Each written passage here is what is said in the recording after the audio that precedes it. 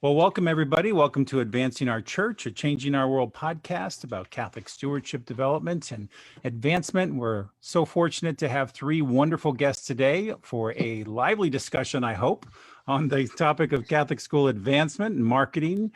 We are in the month of Catholic schools, as I see it, as we get ready for Catholic Schools Week at the end of the month, and just so glad to have some experts here to talk about how schools can further their mission. And as I always look at these kinds of opportunities, if you walk away with one or two things that you can do practically when you get back to your office, I think that's a win for us and certainly worth the effort and the opportunity. So first of all, I'd like to welcome Jennifer Trafelner. Jennifer, you've been on the podcast several times over the last couple of years. Jennifer's the Director of Communications and Marketing and Social Media in the Diocese of Palm Beach. Tell us a little bit about what you do, Jennifer. Sure, absolutely. Thank you so much for having me again, Jim. I have the pleasure of serving as a spokesperson for the Diocese of Palm Beach. I help to create data-driven communication plans for all of our departments and for the diocese, help to facilitate our social media planning for all of our social media sites, which is very enjoyable. And then the marketing that we do with our parishes and with our missions. So I have the pleasure of working with our bishop and our different offices and ministries to help spread the good news of the Diocese of Palm Beach and our Office of Catholic Schools. Wonderful. Well, welcome back, Jennifer. Always glad to have you on the podcast. And today we have with us for the first time, Kristen Moore. Kristen is the Director of Catholic School Marketing and Enrollment for the Archdiocese of Seattle.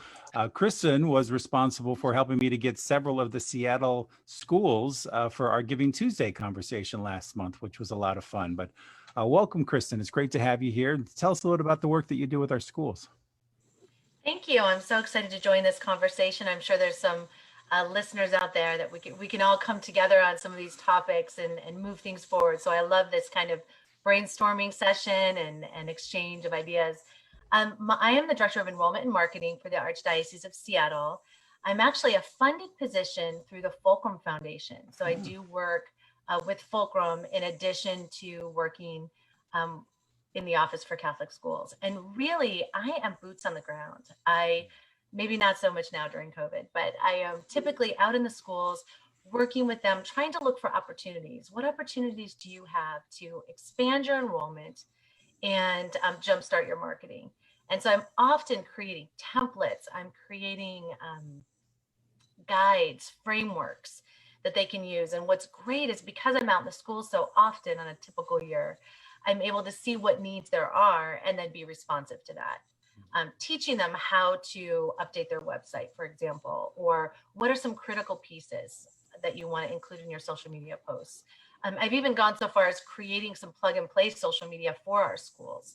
And I might talk about that a little bit later when we get a little deeper into Catholic Schools Week. But really creating tools that schools can use right now that directly impact their enrollment and certainly forward their marketing efforts. Wonderful. I love the boots on the ground phrase, because I think anybody who does one of your roles for a diocese has to be boots on the ground. Now, today it's probably a person on Zoom or however you want to phrase it. You probably spend a lot of your time on Zoom and on the phone working with our schools, but absolutely. I know from my own diocesan days, I probably spent less than 50% of my time in the office and most of it out there with the schools and with the parishes. And then last, but certainly not least, we have Gavin Mooney, our President and Chief Client Officer for Changing Our World. Gavin, welcome to the show. Great. Thank you, James. Good to be with Kristen and Jennifer and everybody else. Absolutely. Absolutely. So we'll just start with some discussion questions, and feel free to our panelists to jump in. But first I want to start with Kristen, because you're the new kid on our podcast. So we're glad to have you here. And maybe for those who aren't familiar with the Archdiocese of Seattle, why don't you tell us a little bit about Catholic schools in the Archdiocese and how they're preparing for Catholic Schools Week over the next couple weeks? You bet. So just to give you some perspective, we have 72 schools, 11 of which are high schools. So of course, the vast majority are grade schools that are out there. We're in Western Washington. And so our schools run from north, almost the border of Canada, all the way down to the border of Oregon, near Portland. Hmm. So it's Bellingham to Vancouver, and that's our range. So schools, we have urban schools, rural schools. We have a variety. We have STEM schools, single sex schools. We have large schools, small schools. So, and everything in between. So that's why I think it's so important to get out there and really identify with those unique communities to see what their needs are and how to really strategize in their communities. But we are very excited about Catholic Schools Week, and we have been planning formally since December 3rd. What I do in the Archdiocese is I do at least one workshop a month related to marketing, advancement, or enrollment. And actually, since COVID, we were doing them weekly, and now we're doing about 3 per month with our teams that are out in the schools in a Zoom capacity. Mm-hmm. So our theme or our workshop in December was basically planning a successful and engaging Catholic Schools Week. Great. So we just do an hour to respect everybody's time. And so during that time, I will present lots of ideas, things that they could do, often reference the NCEA work that they've already put together. They put together a really great and snappy marketing guide, which I thought was really well done. And so we'll take some ideas from there, and then I usually add to it and expand that. So it was a great conversation at that point to begin active planning. Some of our schools have been thinking about it long before December 3rd. But I think in a COVID world, we're being so responsive to what's happening right now. And sometimes it's not Catholic Schools Week, in November, that you just think, okay, not till January, I'm going to work on that a little bit later. So formally setting a date where we can, drill down and confirm some ideas and set some plans in place, I think is really helpful. What I did before Christmas, and I laugh now thinking about it, now that I'm through it, I developed a marketing kit for all the schools, and I shipped those out before Christmas. And I was that lady at the UPS store with 72 boxes. Oh, wow. You were popular, I'm sure. Oh, I know. I'm not going to do that next year, I can tell you. It's going to be Right. December 2nd or earlier. But anyway, we got all those mailed out, and that kit contained a custom poster. So I designed kind of a kit for the Seattle Archdiocese. So a custom poster, I sent out 4 posters to the schools, tons of packed with ideas of what they could do each day for their alumni, for their donors, for their parents, for their parish. I created things like bookmarks that they could just send to the printer or customize. I use Canva a lot, and I've taught our development teams that program so they can go into the Canva link and then pull the Archdiocesan logo out and put their school logo in. So that little item that they're giving is very custom to their community. So anyway, I put together all these resources, sent it out in a kit. I actually made samples of different things. Like here's one of them. It's a little Rolo candy into a pencil, and it says, "That's right, we're kicking off Catholic Schools Week." So Cool. fun things that they could then print out, utilize right then and there, and get the creative juices flowing. Not that they have to use the stuff that was included, but at least it's a place to start. So, really the message in December for our schools and thinking about Catholic Schools Week was our light shines brighter together. And I had a great visual that just shows how that light is amplified. And so this really is the time for all of us to take to our social media, get our parents engaged in something to really celebrate our parish, our donors, our alumni, and really just, it's a time nationally for us to unite on this. And so I just think it's such a powerful week. And so I've been pumping up the Seattle crew to really find what we can do virtually. I mean, we've had to come out with some really creative, innovative ideas of how do we do things virtually that will engage. It could be a trivia night online. It could be a recipe, a cooking class, So these were the kinds of things that I included in the kit to just get people thinking out of the box. I love it. I love the creativity and the imagination, and I'm sure that it's reciprocal too, right? When we work with a group of people, they probably bring their great ideas. You're bringing some fantastic ideas to them, and also the customizable piece really struck me, right? So you offer things to them that they can just slap their logo in and let it go. So that's fantastic. Yeah. Thanks, Kristen. Great examples. Jennifer, how are the Catholic schools in the Diocese of Palm Beach thinking differently about Catholic Schools Week in 2021? We're all working differently. This will be This will be the first Catholic Schools Week, right, where we're under this. This was just the threat of it was happening last year at this time, but now we're in it. And so Catholic Schools Week, I would imagine, is going to look a little different for you as well. It is. Yeah, that's a great question. I'm really proud of the schools here in the Diocese of Palm Beach and with our superintendent, assistant superintendent, and Office of Catholic Schools. So we've been working with them on some different ideas, and the system that we utilize is each school submits a calendar of what they're planning to do to our Office of Catholic Schools. And for example, St. Joan of Arc is doing something new and unique this year. They're creating videos for each classroom that answers the question, what does a Catholic school mean to me? So they can utilize those. And again, just a COVID-friendly thing to do. St. Anne Catholic School, for example, is transitioning to a drive-by Grandparents' Day, and also still collecting donations for those in need. And I think that's really important, especially during this Catholic Schools Week. We've got other schools that are just getting creative with things they've done in the past. For example, Sacred Heart is still having a pep rally, but they're doing it outside. So kind of transitioning during this COVID time to what activities they can do. Our bishop will be visiting the 3 high schools this year to do mass with them, but it will be broadcast through the school rather than all the students gathering in one place. So really utilize that technology. Just like Kristen, we've been encouraging our administrators in our schools to utilize the new Canva partnership with NCEA and be able to personalize that content. I know I've used it a lot for the Office of Catholic Schools, and it's very user-friendly. So I'm excited to see the creativity that our schools continue to provide in that realm, and I'm just really proud of them.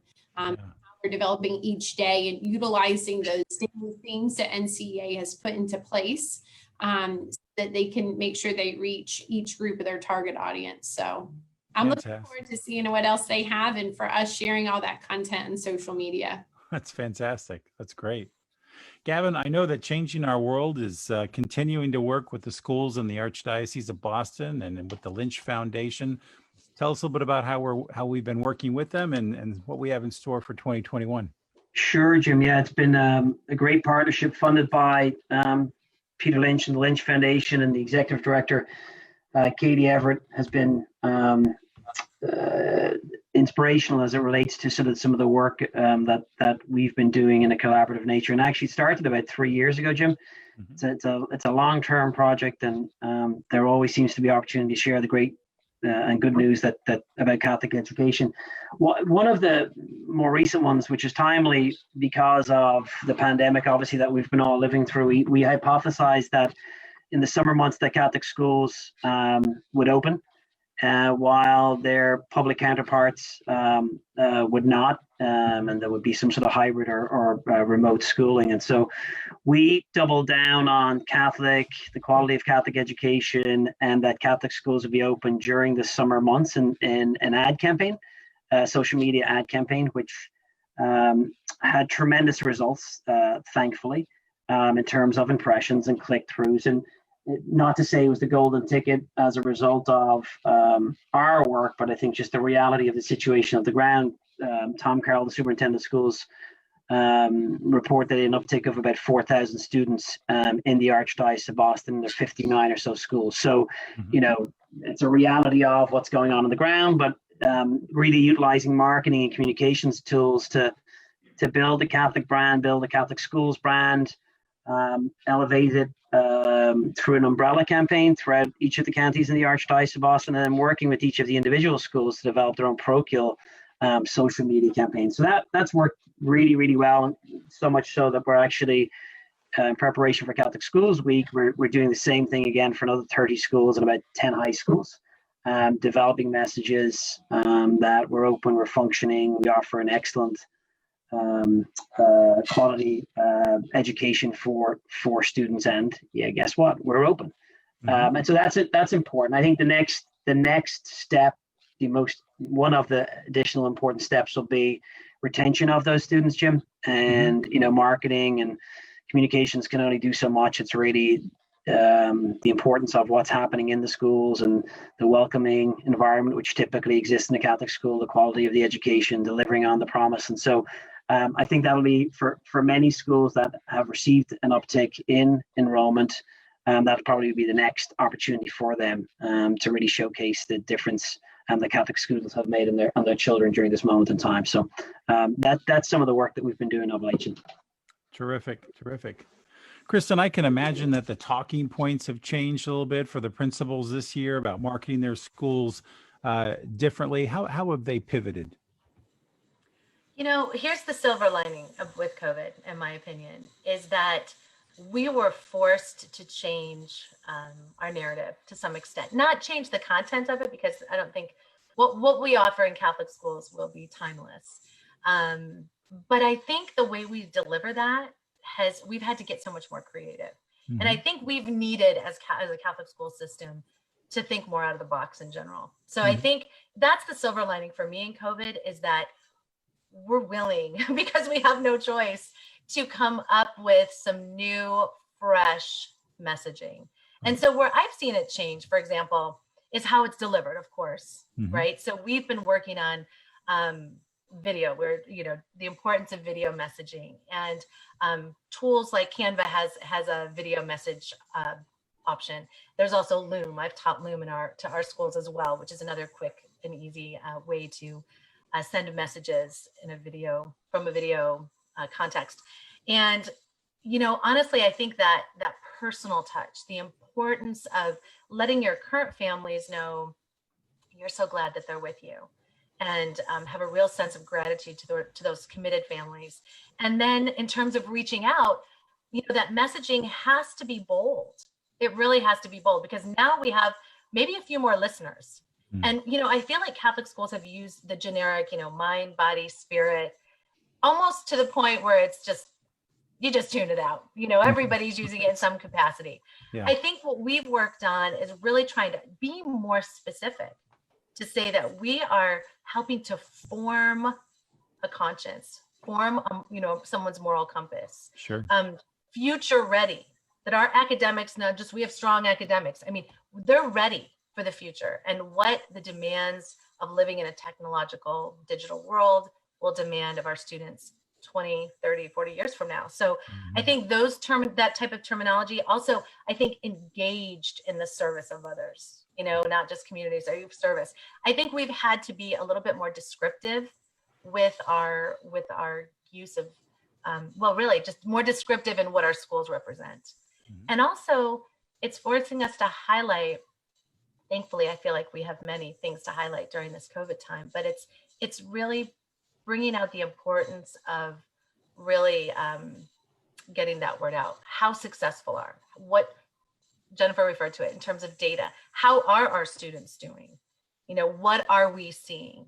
I think the dedication of the teachers, and certainly the principals and leaders in our schools, has gone such a long way, and people are beginning to see the importance of that. But those are some of the things. I think that language has needed to change for a long time. And that's the silver lining for me. And I think the method of delivery has changed. And maybe it's taking people out of their comfort zone, but we're going to grow. We're going to grow. It feels as though we've crossed a bridge and there's kind of no going back. And in many ways, what I'm hearing you say is that's not necessarily a bad thing. Right. Yeah. Right. We want to get back in person, 100%. Sure. We're a little bit more, we're not as probably in person as some of you are on the East Coast. None of our high schools have been back in person yet. Our grade schools, some of them only have K-3 or K-5. Some of them have K-8, depending on the county. We're in 7 different counties here in the Archdiocese of Seattle. And each county is a little different. So, again, for us, our challenge is we don't necessarily have them all in person. So how do we keep people engaged? Yeah. How do we continue to remind families that this is a very solid and future ready option for their kids? Yeah, absolutely. Absolutely. Well, it's amazing to me, because I feel like in so many ways this has propelled some of our Catholic schools and even many of our parishes into the 21st century in a way that they never have been before. And I think there are going to be real positive repercussions from that aspect of it as well. And that's some of what I think I'm hearing you say. Jennifer, we've had you on the show a couple of times talking about communications plans, and I know that even beyond Catholic Schools Week, our schools, a comprehensive marketing program always includes a comprehensive communications plan. Can you share with us a little bit with maybe those who haven't seen you on our podcast before or heard you speak? What are some of those ingredients that go into a real good communications plan for a school? Sure, Jim. I think that's important, and that's definitely a timely issue. So as you know, and we've talked about before, having effective communications is really the result of that proactive philosophy. So you're addressing the communication issues in a timely manner. We've talked a little bit before about what are the ingredients of that plan? What is the template of that plan? And so for us, it is creating that really solid social media content and calendar, having a comprehensive advancement plan, an enrollment management plan. I recently received certification in crisis communication, and that kind of made me think of the templates for the crisis communication pieces that our schools can utilize. So kind of weaving that into it, plus making sure that you have a clean and updated branding and identity guide for our schools. So especially Kristen mentioned that, making sure when you're looking at the digital side and we're getting more creative, making sure that you have that identity guide and branding pieces in place for your schools.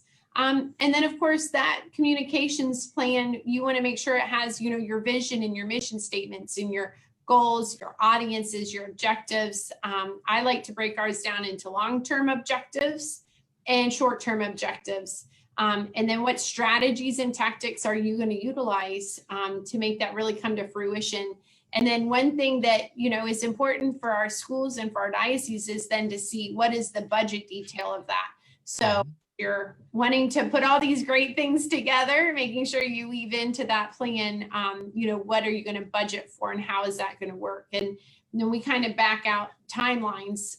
So if you want something to come to fruition and you want to launch this new video, well, what are the pieces that you need to have in place before that? But I think a strong communications plan is so important, especially during these times. This is, unprecedented for our schools. So making sure they're doing an audit of what's working and what's not, and looking at the analytics of their social media. Are they utilizing their Instagram to the best of their ability? When are people more active on their Facebook page, and really trying to discern that as they're making these plans so they're working smarter, not harder. But I agree, that's always a topic I like to discuss, and just, helping our parishes right now too. I'm doing a lot of that regarding the communication pieces. So we have quarterly meetings that I host with our parishes, and, they really have grown by leaps and bounds too, with the masses and providing content as well on the digital platform. So I'm real proud of them. That's wonderful. Well, as the communications director for a diocese, which is obviously a little larger than just communications director for the schools, which is already a big job, I can only imagine how the talking points have changed and how busy you've been in 2020, and, just personalizing those messages to those different audiences. I'm sure you've had your hands full. I have, but I have a great team. I'm very grateful. So we work really well together, and, the various offices here really support one another. We've had social media strategy meetings. We still do weekly team meetings. So kind of making sure we're in constant communication internally too helps, so that, we can help those outside of our little communications team as well. So That's great. Been busy though. Oh, I can imagine. Just it's incredible. Gavin, let's talk a little bit about, I know there's probably some advancement officers and folks who are in charge of philanthropy for Catholic schools who are watching today. What would you recommend to how an advancement director should kind of segment their different target audiences? We have different generations that come back to the school sometimes during Catholic Schools Week. Sometimes alumni offices will have a gathering of some type, but messaging to the different audiences and to the different generations can sometimes be a challenge. I know Changing Our World has done some work in the past on that topic as well. Yeah, that's a great question, Jim. I don't look at this sort of 2-week or 3-week moment in time, which is Catholic Schools Week, as to Jen and Chris's point, these are things that we should be doing all year round, and there are moments in time where it is an inflection point, I guess, that's the best way to describe it. I think we should, if schools haven't done this, they should be doing it. So many of our clients elementary, secondary, university.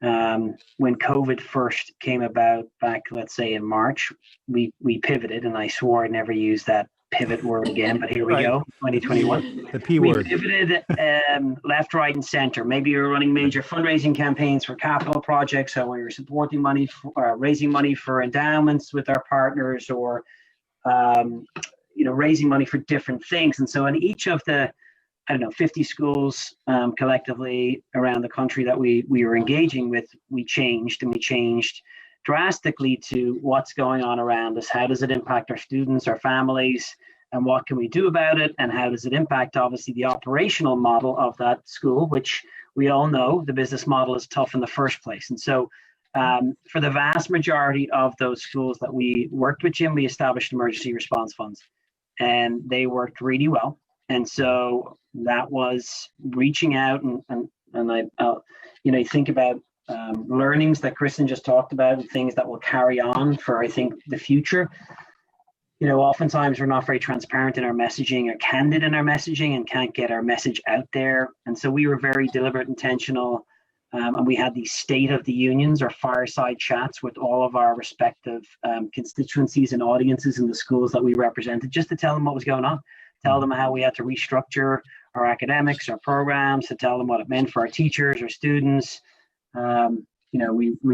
I wish I had that certificate or that Jen said she had in crisis management. Right. It was trial and error. I think we were all in that. Nobody had all the answers. We were trying to work our way through it.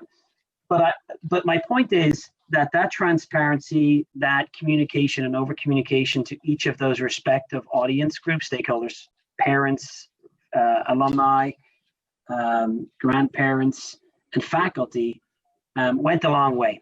And when asked to support each of those respective schools, people stood up in volumes and supported them. And so that's transition from emergency response fund to scholarship funds to mini campaigns now that we're doing, to making sure that we're always looking at things, which Catholic schools, by the way, most likely do, through diversity, equity, and inclusion, because that came to the fore, obviously, this past year as well. So I didn't really answer your question, but I think my point is openness, direct communication, and articulation of the need, clearly articulating the gap in terms of revenue versus expense, how our schools have supported our parents, our faculty, and most importantly, our students, and what they and during this tough moment in time, and making that ask and putting that pitch out there, whatever that channel is that you use. I know, because we've seen it and we continue to see it, you'll reap the benefits of philanthropy through your stakeholders.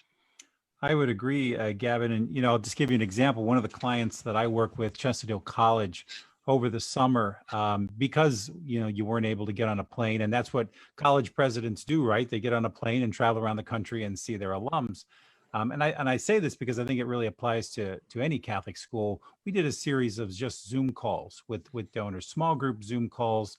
We did a large group Zoom call in which we invited everybody. It was more of a webinar style format, but it gave people the opportunity. It was a State of the Union, if you will, fireside chat, but it really it personalized the approach to those donors, because then they felt connected. They could ask the president questions firsthand. They could build those relationships and forge new ones in some cases. And actually, some new dollars came out of that, and totally unsolicited even after we were done. But I think, however, and you've never had a better reason to pick up the phone and call your donors and ask them how they're doing, right? This is just like a built-in, there's never been a better excuse to call somebody, one of your alums out wherever they are, Wyoming, or, if they're far away, just to ask them how they're doing, how they're managing through all this, if there's anything you can do to help. Those relationships, they really go a long way. So Kristen, this next question I'm going to ask you, let you respond first, but then if Gavin or Jennifer want to jump in on this one, because I think this is sometimes one of the most fascinating questions, and I've gotten so many answers over the years, but what are some of the reasons that parents are choosing Catholic education in 2021 from your perspective? Well, I think honestly too, we got a bump from the remote learning. I think we were successful in being able to move to that quickly. And I think that caught some people's attention that may have not considered us before. So I think that's the obvious right now in COVID. But again, it's a great opportunity, great opportunity for some new families to come in and just see who we are and what we're all about. So I think that caught people's attention this year. But in general, and we ran a Facebook campaign from June through November, all through Western Washington, and had provided leads to schools. And what we got the most engagement, we had 3 top messages. The first one, of course, was remote learning. The second was community. We really amplified our community and how unique that is, that each school has really their own culture there to some degree or another. And that resonated with people. And then the third thing was just Catholic School Advantage. So we gave them some stats, some data, so that they could actually, chew on that a little bit and see, would this fit for my family? Or wow, there's proven outcomes. And I think that is a really important for those millennial parents, especially. I mean, they're looking for how will my child be prepared down the road? I think about in our area, and even just as a parent of 3 myself, of how much parents spend on extra coaching and select sports and things like that. And they're very outcome driven. They're looking at that. They're making the investment now, in some cases $10,000 a year or more. Why? So that their student will get a scholarship, or they'll be able to play in a D1 program or something along those lines. Right. So I think our parents today are very outcome driven. They're realizing if they make that investment, they want to know what's at the end of all this. And so I think we need to really message there as well, because I think that's just where a lot of our parents are right now. So those outcomes, we've just got to amplify. We're agile and flexible, and that community, I think those would be my top ones. Very good. Very good. Jen or Gavin, anything you'd want to add to that? Sure. I think for us, one of the reasons why our Catholic schools in the Diocese of Palm Beach have been doing well is the fact that we're really trying to emphasize grace and also a family environment. Also, as a mom of, a Catholic school student, I appreciate that if, something happens, a student forgets something, they're late because of X, that, our schools are showing grace and, there is forgiveness and, there is a second chance. And I think that's important, and to the best of their ability, trying to maintain that nice family atmosphere. You feel loved when you communicate with the faculty and the staff at the school. So I think that's important. For us, we're a little bit different than Kristen in the fact that, we do have, in-person classes. One thing that has worked well for us is a smooth transition for the students that need to alternate between at-home learning and in-person classes.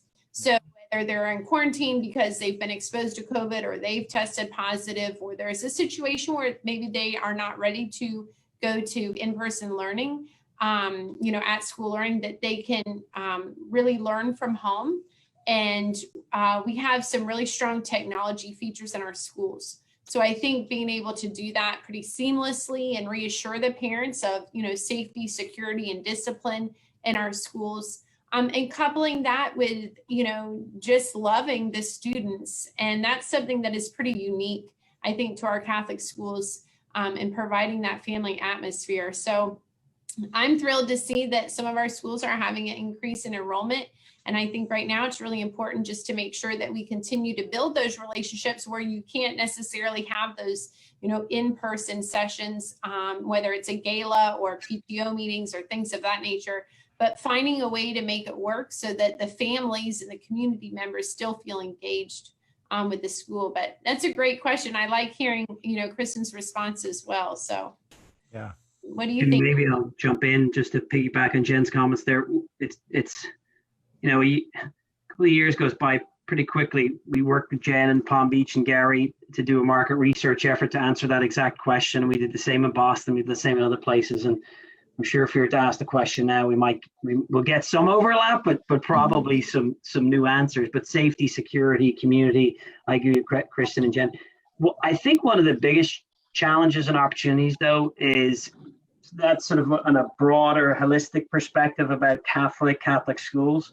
What we continue to find is Catholic schools are oftentimes competitive with one another because they're in a particular geography or community, and so sometimes it takes that extra, what makes this Catholic school different?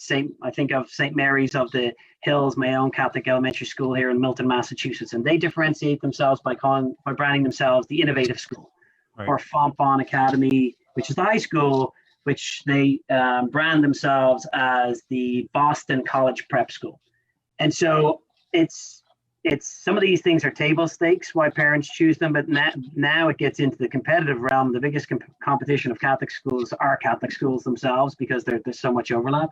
And so how you differentiate and showcase your unique charism, if it's a particular religious order, or your mission, or your vision, or what you do in the community, or what you do academically, STEM or STREAM, as it may be the case, that is becoming more and more really important. And so I think an emphasis on that, Jim, is, it should be something that everybody should be looking at and thinking through as they implement their marketing efforts.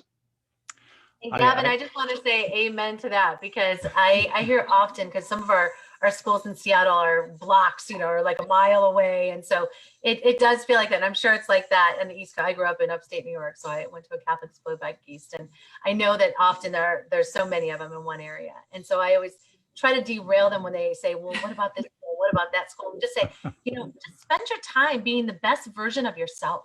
Right. We spend so much time stressing about the school next to us, trying to figure out what they are. And it's time better spent figuring out who you are. And to your point, Gavin, just that's what you need to be pushing. Yeah.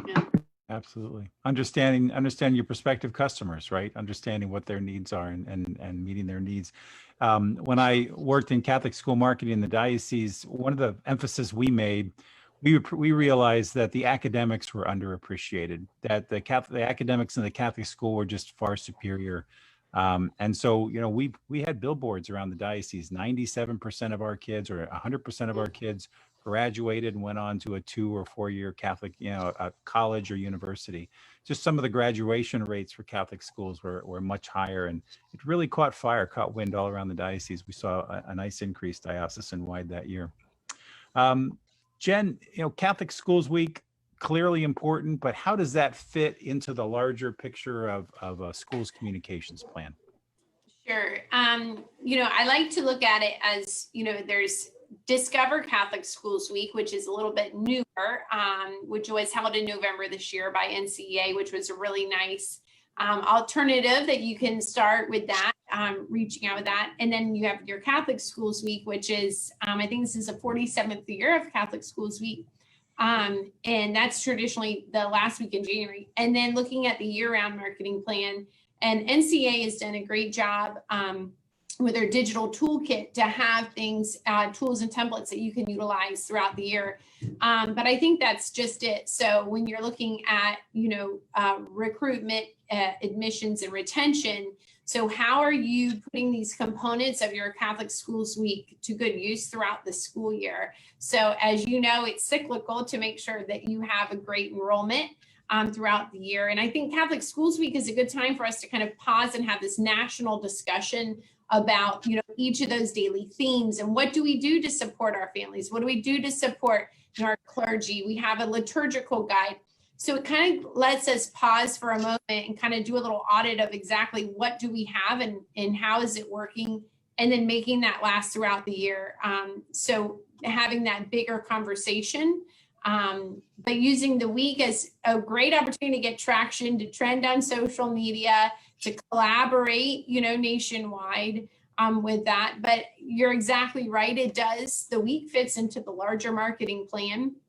And you can, utilize each of those themes that the NCA has put into place throughout the year, really.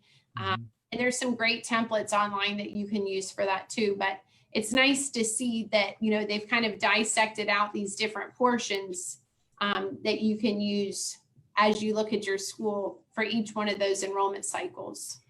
I love what you're saying about it. Really is a moment for us each year nationally just to look at Catholic schools and continue that conversation, not just with prospective parents, but certainly also with philanthropy on a whole lot of different levels. Gavin, talking about philanthropy, I remember years ago, when I first saw Regis Philbin talking about the Catholic Alumni Partnership. That was, I think, one of my first encounters with Changing Our World years ago when I was working for the Diocese of Allentown. And I was just so impressed with the organization of that effort. And I know it continued long after that. Can you tell us a little bit about that?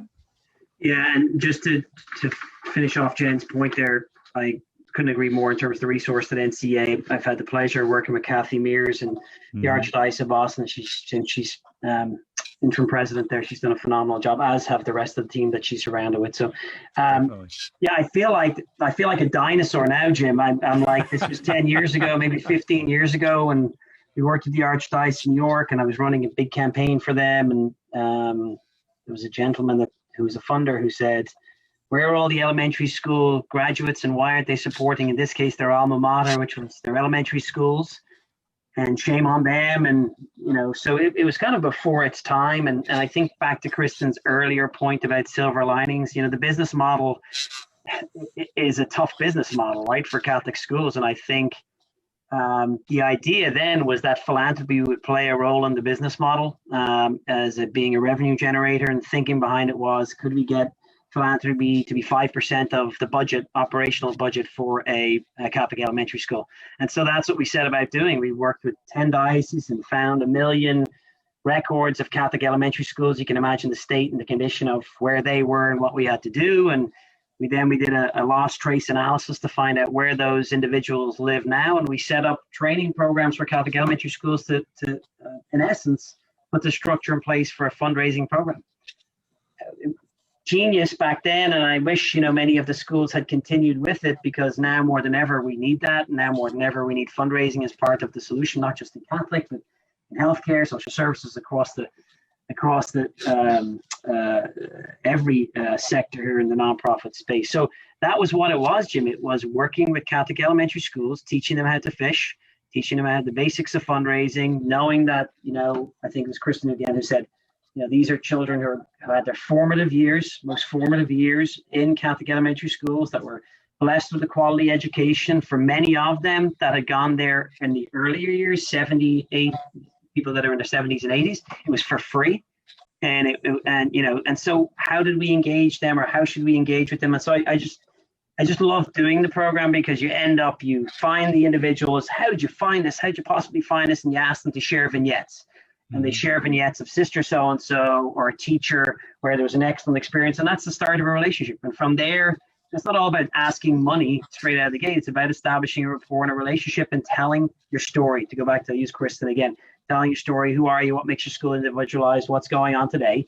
And eventually you're telling them what the needs are. So we've done it in many different dioceses. There's different types of, I guess, from a flattery perspective, many different schools are doing it their own way, which is great. There's lots of different new tools and resources that are out there that can be utilized. But I would encourage any of our listeners here, Jim, especially elementary schools, high schools, at this stage should have savvy fundraising programs. But elementary schools, if you don't, and I know it's easy for me to say because you're wearing so many different hats in an elementary school, and your communications one day, your crisis management gen the next day, or whatever it is.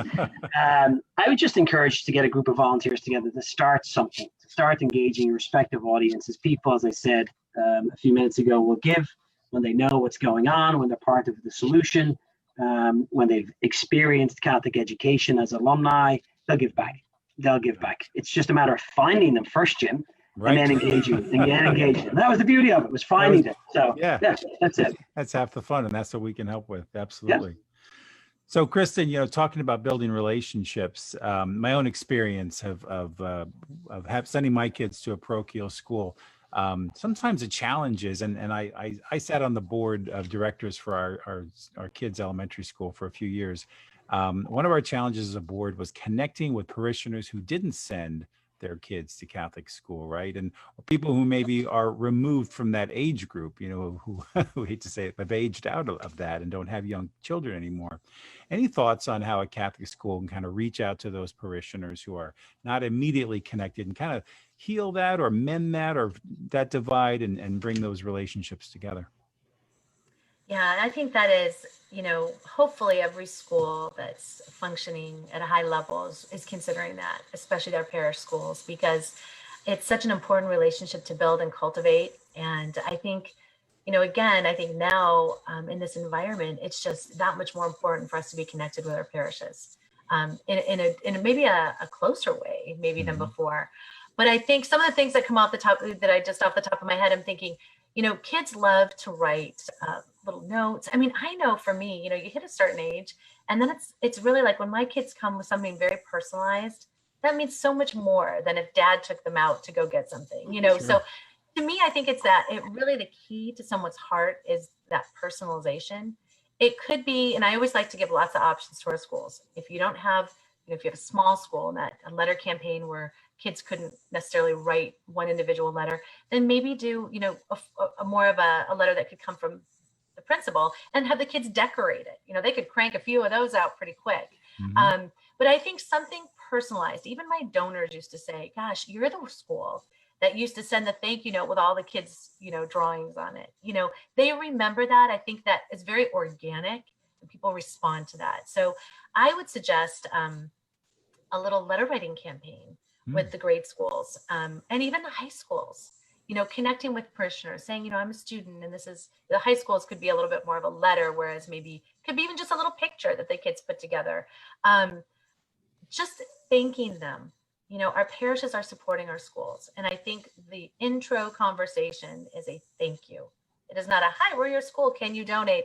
It's the beginning of a relationship. So, you don't pop the question on the first date, so you've got to be able to, get to know them, ask them questions. And then as you begin to have more of a relationship, then of course, that time will come. But initially, I think it's a big thank you. I think what we did were bookmarks, and in non-COVID world, our kids with uniforms would be, after mass, would be handing out those little bookmarks, just a little something they could stick into their prayer book or their read at night that just reminds them that they're a part of this school community as well. I'm a big proponent of video messages. I think it would be super fun for the principal to do a video message and send that out to all the parishioners and just say, I just want you to know what your parish school is doing right now and how we're navigating through this and how important your prayers are for us right now. I think things like that again, you could do one video message, but a video message always feels personal because they're looking at you, they're looking straight ahead at the camera. And so you feel like that person's really engaged with you, even though the same person's receiving the same message, Right. I love, including them in events, that's sometimes hard to do.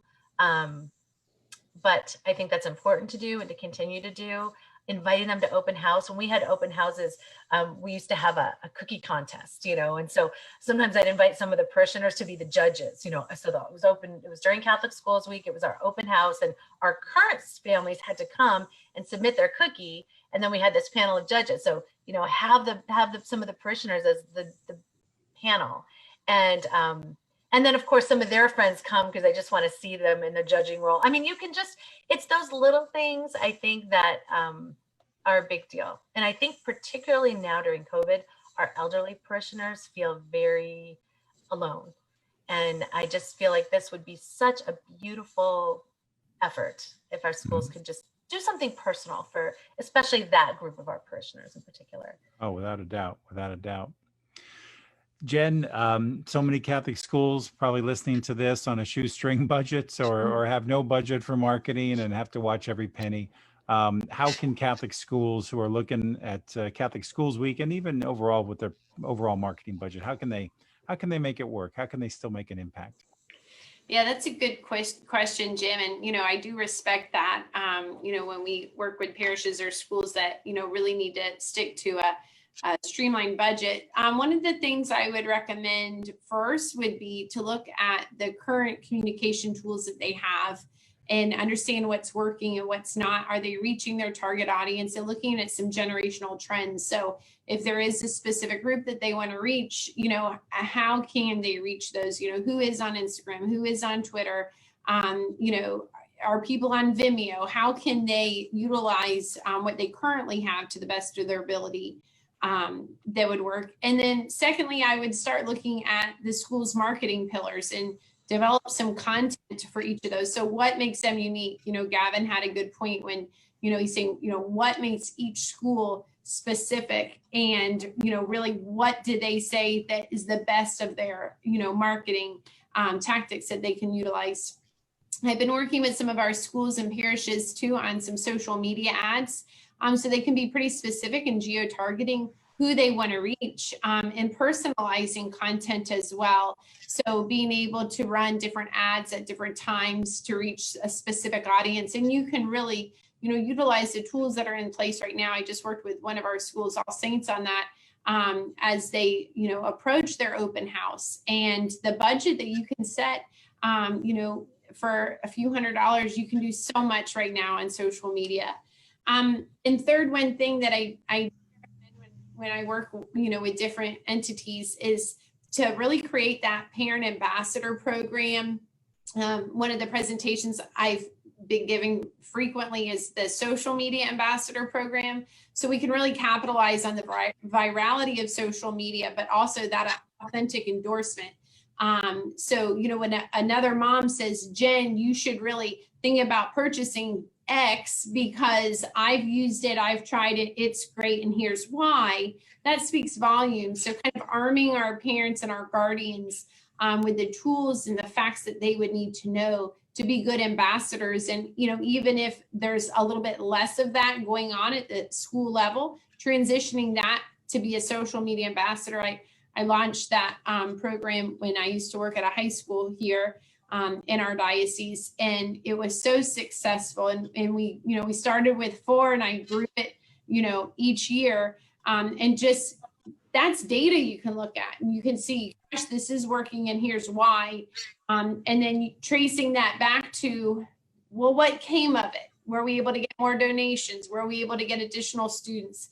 That's one of the ways you can have a really big impact with a small budget that I would recommend. So really, that peer-to-peer communication is important as well. So those would be a few of my recommendations for working with a smaller budget. And I get it. And there are some great things that you can do. Yeah, absolutely. I'm sure you work with schools like that all the time too, Kristen. Yes, I do. And, I don't know how many times I've walked in, they have zero marketing budget. So it's, what can we do? And, to add on to Jennifer's point, because I think social media is a real opportunity right now because it's inexpensive. And I think you can use your free channels as well, and boosting posts and things like that you can do in a pretty, if you have a restricted budget, that's something, a possibility. But I really always emphasize the point that, your best marketing team are the families that you have in your community right now. And so is there a way, and that again goes back to the parent ambassador program, which I think is such a great network for families. They're your best marketers.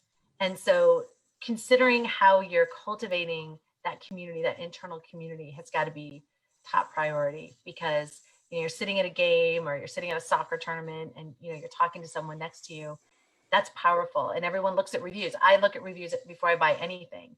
And I think that people value others' experience with something. And so that's I think it's such a powerful tool, free. Empower your school communities to do that. I saw an interesting thing on one of the schools, and I look at a lot of non-parochial private schools because they have these teams of marketers and they come up with these interesting ideas. But they had on their admissions, you could, inquire for information, you could submit an application, and then it was connect with a parent. They actually made it a button where you could actually just go straight, and it actually takes you into this other portal called PeerPal, but which I'm sure you have to pay for and the whole bit. But it was a really interesting way, and they actually had parents that had their bios up. So you could look and see, wow, I can relate to this family or that family, and then connect and ask questions about the school. So I would empower the community that's within your building already as well. Some great digital marketing strategies.